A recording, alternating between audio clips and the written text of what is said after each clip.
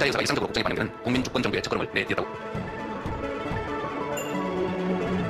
민생 경제를 살릴 지혜를 모으고 해법을 찾아 나가고 있는 중입니다. 대한민국이 국격을 다시 회복하고 외교의 지평을 넓힐 수 있었습니다. 외교적인 성과들을 위해서 상당히 높이 평가하시는 분입니다. 그리고 우리 모두 정신을 하고 반도체, 인공지능 등 첨단 과학 기술을 육성하여 변화에 적극 대응해야 합니다. 이대로 나아가는 지혜를 발휘해야 할 때입니다.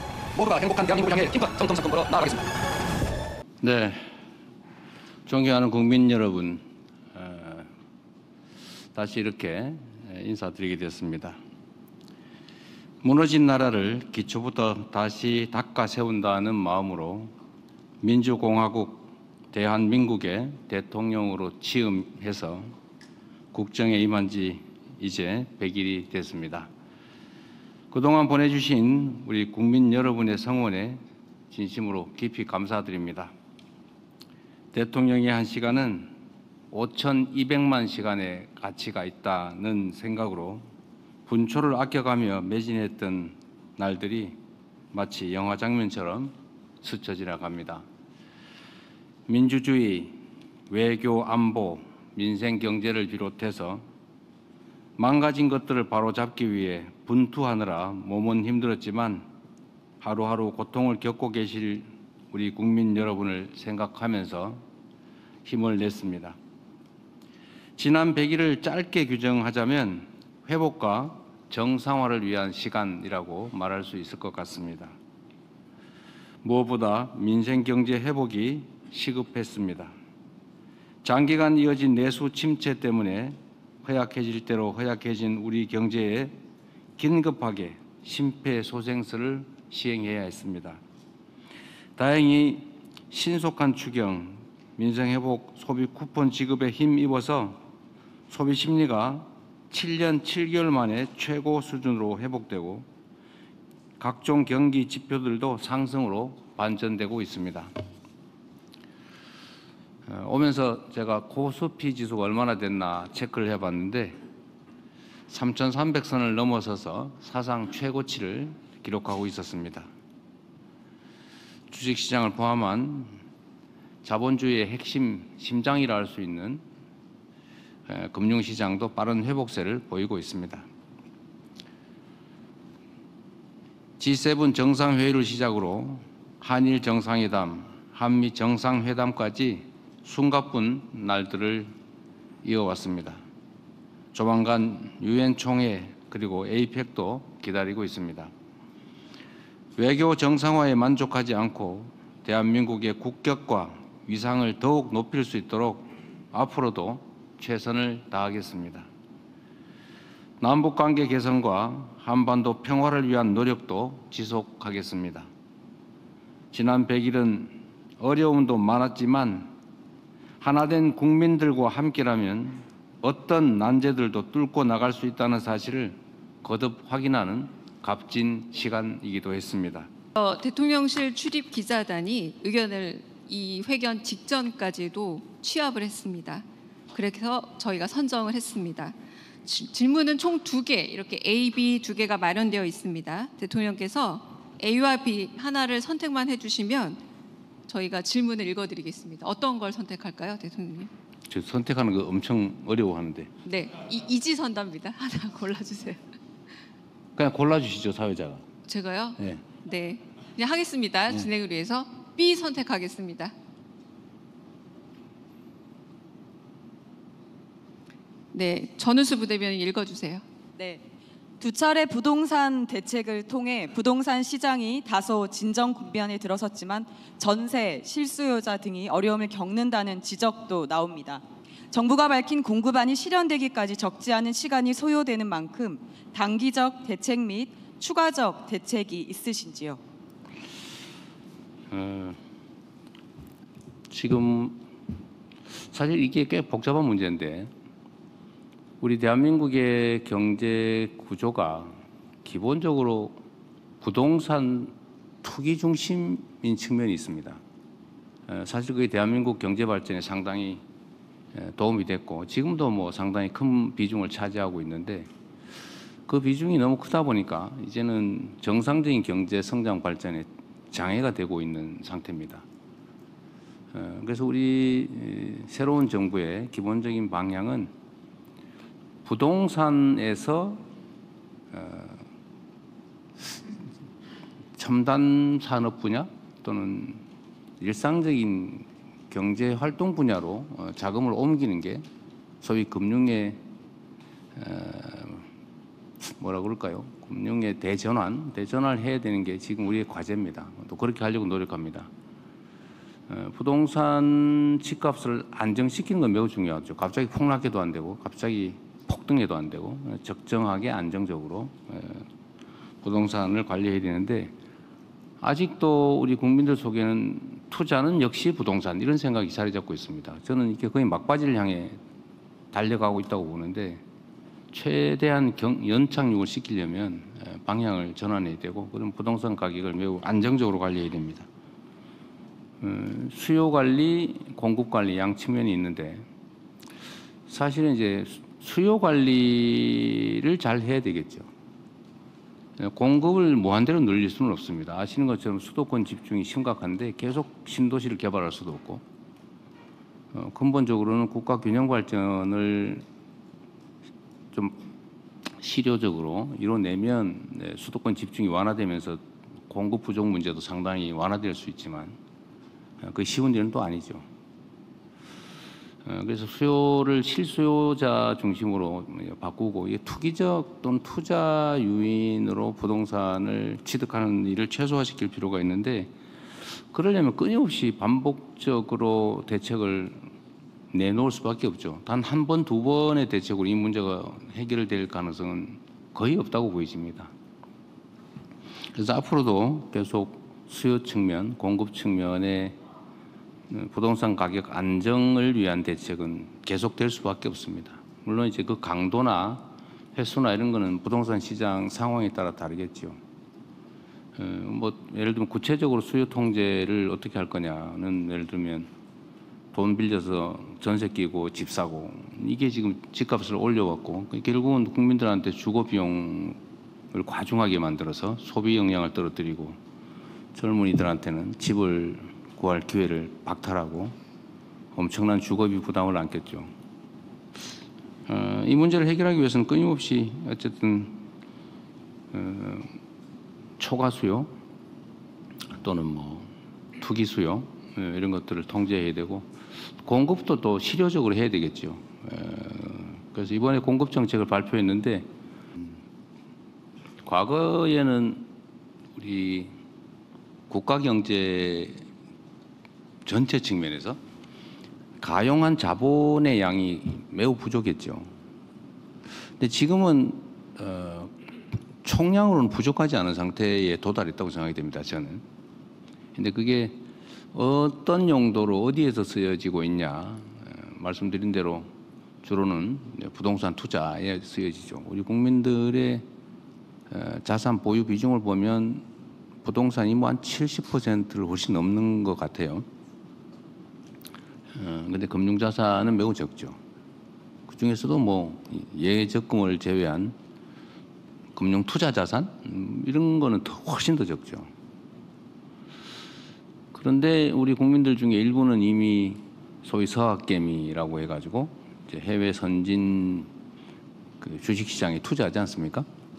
그 금액이 뭐 근 200조 원 정도가 된다고 합니다. 엄청난 금액이죠. 근데 금융이 이제 생산적 금융으로 좀 전환해야 된다라고 하는 것은 모두가 말은 하는데 잘 안 됐죠.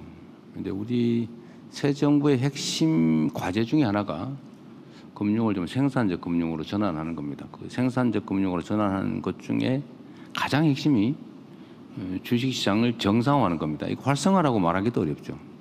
정상화. 정상에 한참 못 미치죠. 왜 정상에 못 미쳤냐? 저는 아직도 정상에 못 미쳤다고 생각하거든요. 제가 이제 선거 때 이재명이 당선 또는 민주당이 집권하는 사실 자체만으로 3,000포인트 넘을 거다라고 제가 계속 그랬는데 이제 훨씬 더 많이 넘은 거예요. 지금 아직까지는 뭐 현실적인 정책이 집행된 건 아니지 않습니까? 이제 기대로. 저는 그 기대의 핵심이 앞으로 더 잘 될 거다, 성장할 거다라는 측면도 물론 있겠죠. 그러나 정상화될 거다라는 기대가 훨씬 컸다고 생각합니다. 이 두 가지 요인이 있는데 앞으로 성장할 거다. 즉 기업의 수익이 늘어날 거다. 더하기 비정상이 정상화될 거다. 그 비정상이 정상화될 거다라는 기대에는 아직도 한참 못 미친다고 생각해요. 이게 정상화되는 것만 해도 지금부터도 한참 더 주가는 오를 거다. 종합주식지수는 그렇게 생각을 하는데 정상화를 가로막고 있는 요인들이 여러 가지 있죠. 예를 들면 뭐 정치적 불안 또는 장기 경제 정책의 부재 또는 뭐 한반도의 안보 리스크 뭐 그런 거에 정말 어려운 부분이라고 치고 한반도의 안보 리스크만 해도 괜히 쓸데없이 북한 자극해서 군사적 긴장이 격화되고 뭐 전쟁의 가능성이 외신에 언급이 되고 이러는 것만 없어도 상당히 많이 정상화되겠죠. 경제 정책 분야도 우리가 앞으로 대한민국 경제는 어디로 갈 거다. 뭐 인공지능을 포함한 첨단 기술 산업 중심으로 대대적으로 재편한다. 뭐 전통 제조업을 인공지능 전환을 해내겠다. 뭐 이런 것들만 명확하게 하고 재생에너지 중심으로 바꾼다. 뭐 문화 산업을 대대적으로 육성한다. 이런 것만 명확하게 보여줘도 뭐 나라가 망하지는 않겠네. 뭐 이런 생각. 그 정상이죠. 근데 이거보다 더 직접적인 거 있죠. 이런 건 조금 뭐 좀 추상적이고 좀 먼 과제인데 직접적 과제는 내가 어느 회사에 주식을 투자했다가 혹시 표현이 좀 그러긴 한데 뒤통수 맞지 않을까? 뺏기지 않을까? 사기당하지 않을까? 이런 걱정이 있잖아요.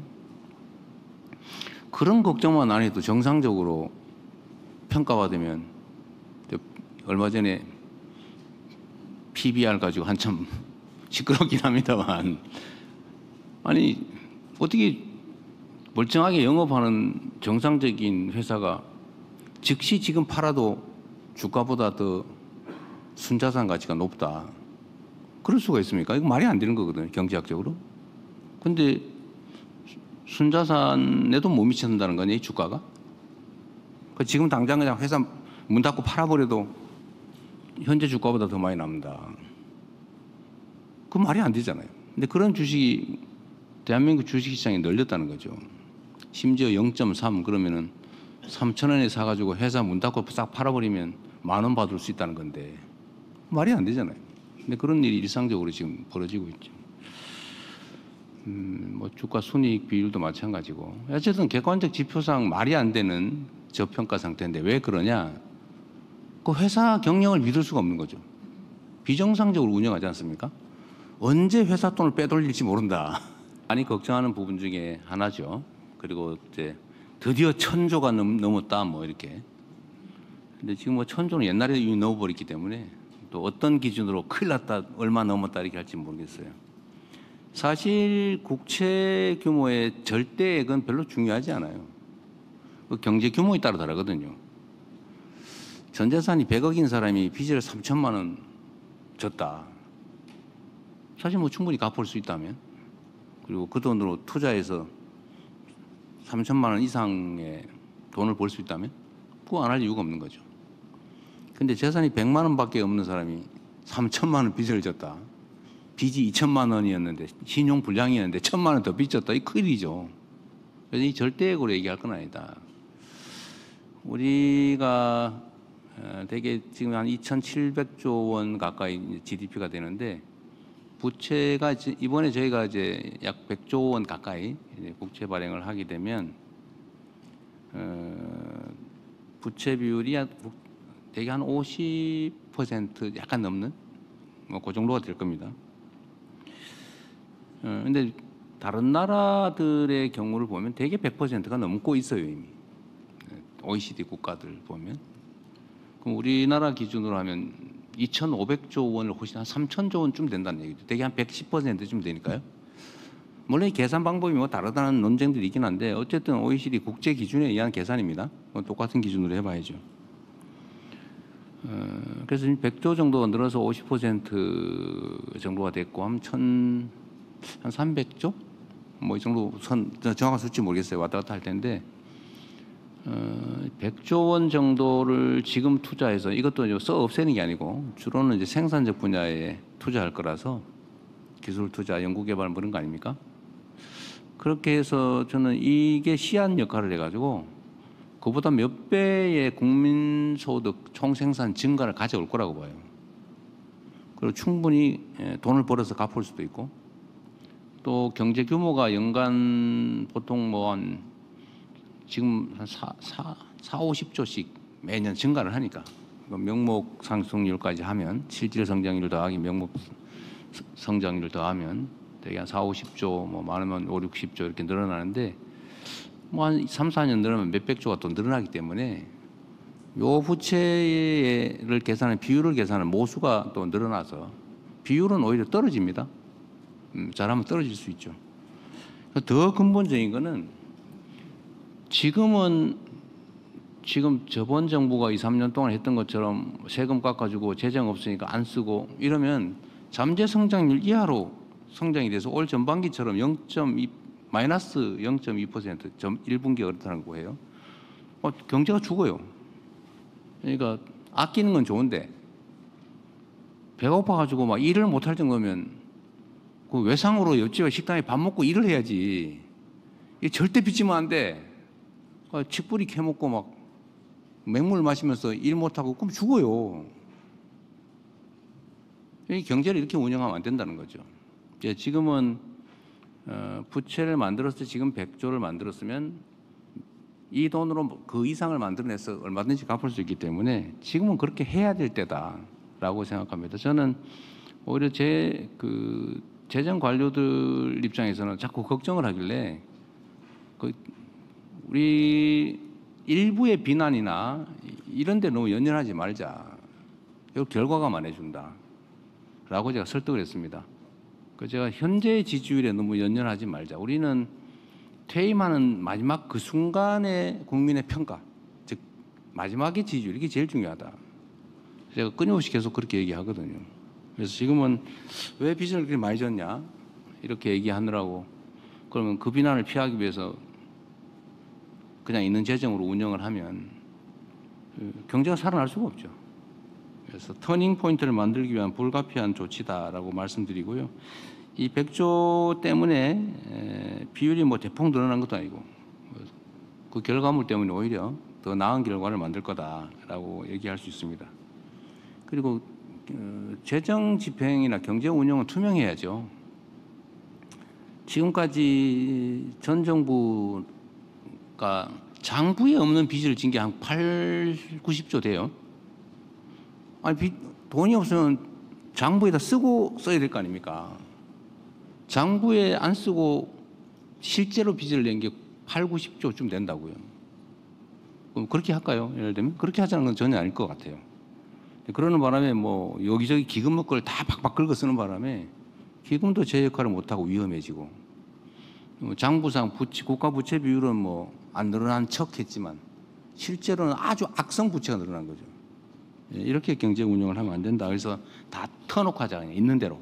그래서 100조씩이나 하는 얘기를 들을 거 감수하고 저희는 지금은 밭에 씨를 뿌려야 되는데 뿌릴 씨앗이 없으면 씨앗 값을 빌려서라도 씨를 뿌려야 된다. 뭐 여러분들이 다 보시는 것처럼 북한의 태도는 냉랭하죠. 우리 대한민국 한국 정부의 태도가 과거에는 삿대질하고 무력 침공이라도 할 것처럼 막 자극하고 무인기 보내가지고 막 윙윙 소리 내면서 막 평양 상공을 막 돌아다니고 아파치 헬기가 휴전선 분계선 가까이서 뭐 거의 즉각 폭격할 것처럼 이러고 몇 년을 견뎠는데 북한 입장에서 보면 남한 정부가 뭐 갑자기 정권이 바뀌더니 대북 방송도 안 하고 뭐 몇 가지 유화 조치를 한다고 해서 그들이 획 돌아서 가지고 갑자기 환한 표정을 갑자기 활짝 웃는 표정으로 바꿔서 그렇게 할 거라고 기대했다면 바보죠. 그래서는 한반도의 평화와 안정이라고 하는 게 군사적 측면에서도 심각한 문제이기도 하지만 경제적 측면에서도 엄청난 피해를 입히기 때문에 휴전선의 군사적 긴장을 조금이라도 완화하는 거, 그게 우리한테 이익이 됩니다. 그들이 어떤 태도를 취하든 간에. 그들이 웃지 않으면 그럼 우리도 화낸 표정으로 계속하면 우리가 손해니까요.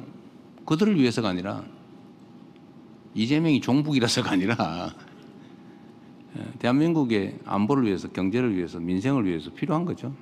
그래서 우리는 끊임없이 한반도의 긴장 완화를 위해서, 평화와 안정을 위해서 이제 노력을 해야 됩니다. 대북 관계에서, 남북 관계죠. 그런데 이 남북 관계는 남한 당국만으로 해결될 문제가 아니죠. 이거는 아주 복잡한 국제 문제가 되어 있죠. 특히 핵 개발, 그리고 탄도미사일, 대륙간 탄도미사일. 이 문제는 미국이 아주 직접적 이해관계가 있고, 또 북한 입장에서도 체제 위협의 핵심은 남한이 아니라 미국이다 라고 생각하고 있으니까 어떻게든지 미국하고의 관계가 남북 관계보다 더 중요하다고 생각하는 거죠. 휴전협정 당사자도 미국이잖아요. 한국 정부는 사인도 못했죠. 당사자가 아니라는 겁니다. 그리고 그들 입장에서 보면 뭐 전시 작전권도 없는 나라가 무슨 뭐 이렇게 생각하겠죠. 그래서 북미 관계가 중요합니다. 근데 북미 관계가 개선되는 것은 그럼 남북 관계와는 무관하냐? 그렇지 않죠. 저는 언제나 실용주의적인 입장을 취하고 있기 때문에 진짜 실용주의적인 사람이죠. 이념과 가치, 또 저 개인의 신념 이런 것보다는 국민들의 삶과 나라의 이 국익이 더 중요하다. 또 현실적이어야 된다라고 생각하니까 어떻게 하면 한반도 평화와 안정에 도움이 되느냐를 끊임없이 생각하죠. 크게. 그러면 북미 관계가 개선되고 북미 대화가 열리는 게 한반도 평화와 안정에 도움된다. 그걸 우리가 주도를 하거나 아니면 우리의 바운더리 안에서 이루어져야 된다고 고집할 필요가 저는 없다고 생각하죠. 그래서 제가 페이스메이커 하겠다고 그런 겁니다. 잘하시라고. 그게 우리한테 도움이 되니까. 우리가 주도 반드시 해야 된다고 생각하지 않는다. 환경 조성을 우리가 최대한 하겠다.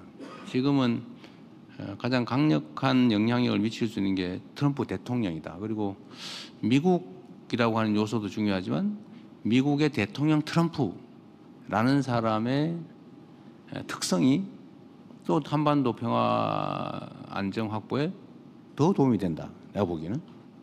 그래서 피스메이커 역할을 잘하고 있으니 앞으로도 지구의 마지막 남은 분단국가, 또 세계 불안정의 가장 큰 요소 중에 하나라고 할 한반도 평화 문제를 실질적으로 진전을 만들어내면 뭐 진정한 피스메이커 아니겠습니까? 역할을 해주시라고 얘기했고, 지금도 이제 제 기본적인 생각엔 변함이 없죠. 다만 현실적으로 뭘 하고 있느냐? 뭐 우리는 끊임없이 타진하죠. 그리고 노력합니다. 예를 들면 뭐 신뢰가 다 깨졌으니까요. 그 신뢰를 조금이라도 회복하기 위해서 예를 들면 라디오 방송 이런 것도 뭐 필요 없잖아요. 요즘 세상에 뭐 라디오 방송으로 인터넷에 다 나오는데 그 돈 들여가지고 예산 들여서 서로 기분만 나쁘게. 그래서 그것도 중단하는 거잖아요. 뭐 그거 가지고 저를 막 비난하는 데도 있긴 하던데 그 뭔 쓸데없이 그런 요즘 세상에 뿌리는 거랑 똑같잖아요. 예? 어쨌든 그것 하나에 예를 들면 군사적 긴장 완화를 위한 신뢰 회복을 위한 작은 조치들은 끊임없이 계속합니다. 그다음에 접촉 시도도 하고요. 그런데 그쪽이 아주 뭐 냉담해요. 이번에 국회의장께서 갔는데도 제가 그 표정이나 이런 거 꼭 보고 싶었는데 저는 아직 못 봤어요. 의장께서도 참 노력하셨잖아요. 그게 우리의 현실이죠. 가장 직접적 이해관계가 있는 당사자인데 가장 냉담하고 적대적이에요. 가장 슬픈 현실이죠. 특별한 진척은 없지만 노력은 끊임없이 하고 있다. 그리고 미국이 어떤 노력을 하고 있는지 저는 모릅니다. 다만 안보실 또 외교부를 중심으로 끊임없이 미국과 접촉하고 노력하고 있죠.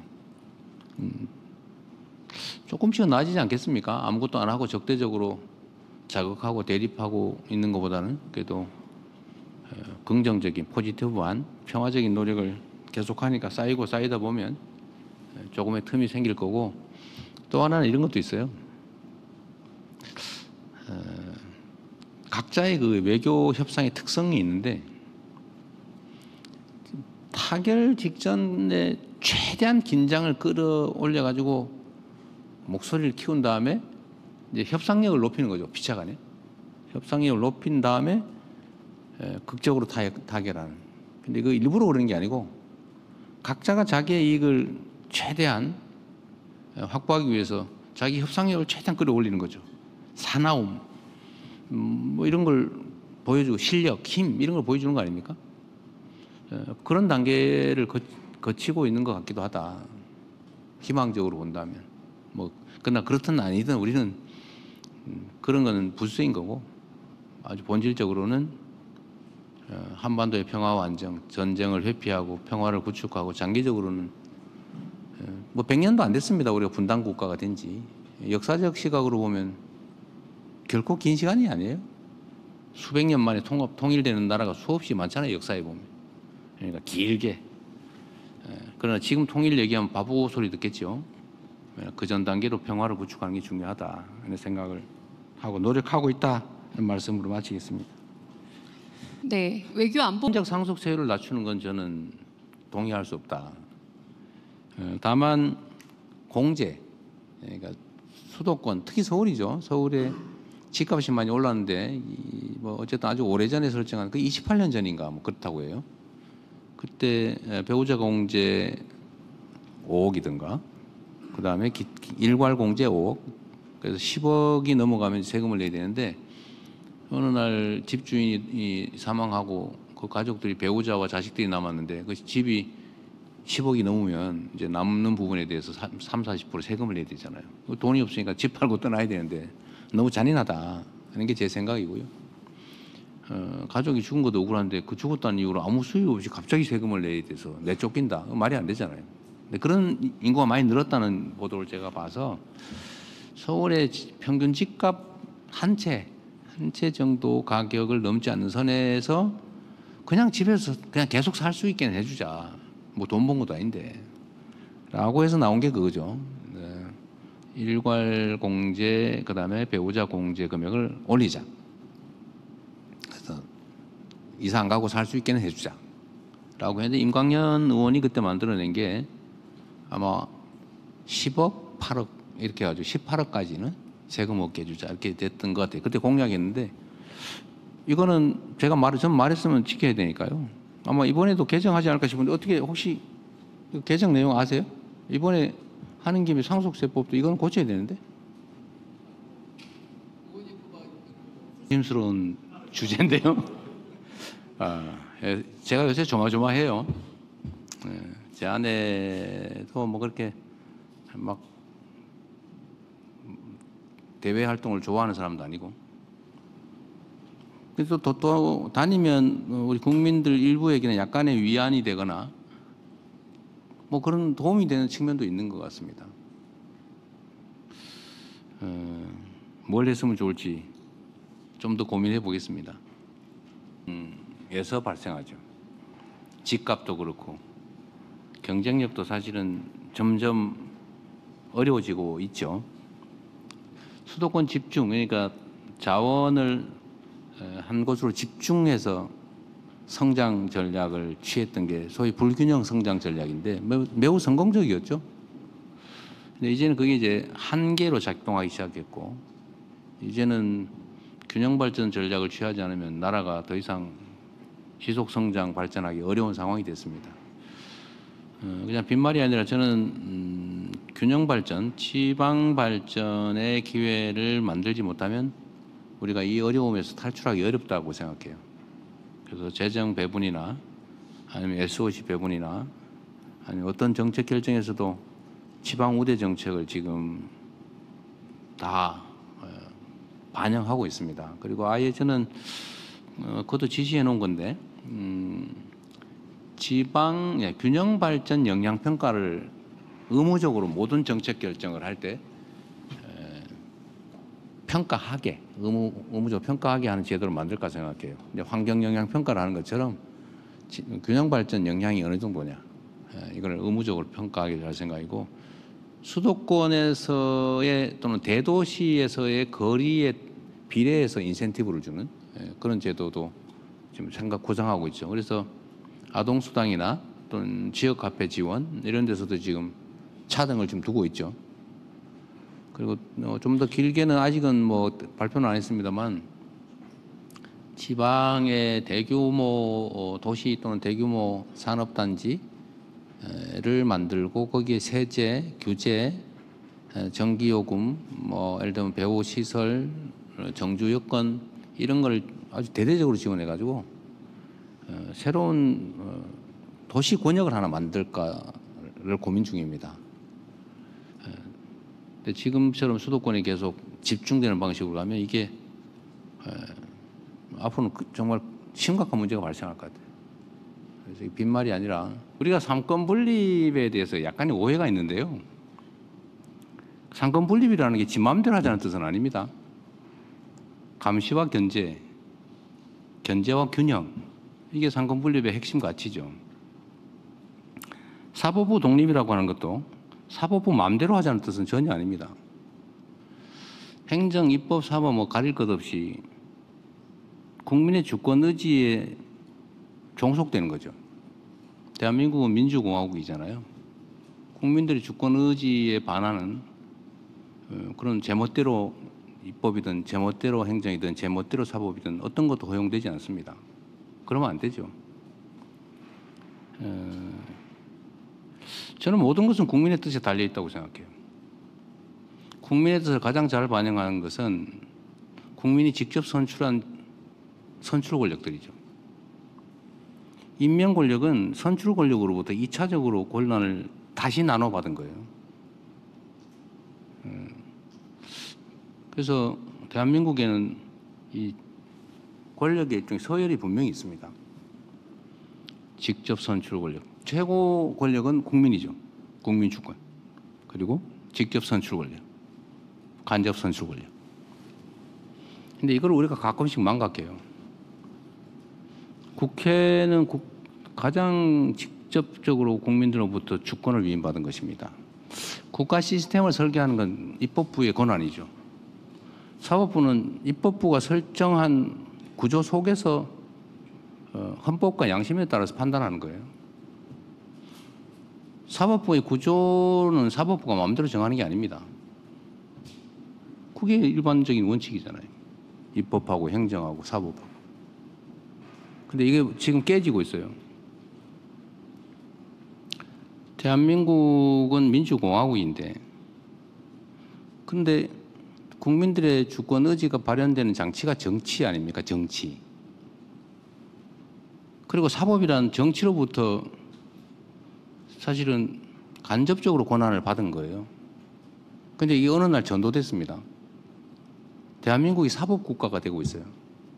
사법이 모든 걸 결정해요. 정치가 사법에 종속됐어요. 이거 위험한 나라가 됐습니다. 그 결정적 형태가 정치검찰이죠. 나라가 망할 뻔했잖아요. 대통령의 비상계엄도 사실은 결국 최종적으로는 사법 권력에 의해서 실현되거든요. 그 사법은 자제가 가장 중요하죠. 절제, 자제가 사법의 가장 큰 미덕이죠. 그런데 저는 국민의 시각에서 봐야 된다. 그리고 국민의 시각에서 또는 국민이 요구하는 제도, 시스템 이거는 존중돼야 되는 거죠. 가장 최종적으로 강력하게 존중돼야 될 게 바로 국민의 주권 의지다. 국민의 뜻이 정말로 중요하다고 생각합니다. 위헌 얘기하던데 그게 뭐 위헌이에요? 그렇게 논쟁을 하면 안 된다는 거예요. 헌법에 그래 돼 있죠. 판사는 대법관이 임명한다. 대법원을 최종심으로 한다. 그렇게 돼 있어요. 그렇게 하면 되잖아요. 거기에 어긋나면 모르겠는데 그게 아니면 입법부를 통한 국민의 주권 의지를 존중해야죠. 내용이 뭐가 될지 저는 모르겠어요. 그러나 저는 행정을 하는 사람으로서 대한민국을 대표하지 않습니까? 늘 시간은 부족한 듯합니다. 향후 5년 진짜 성장을 위한 이재명 정부의 청사진 오늘 좀 손에 잡히셨을지 모르겠습니다. 부디 그러셨길 바라며 대통령님께서 인사를 나누며 자리를 떠나고 있습니다.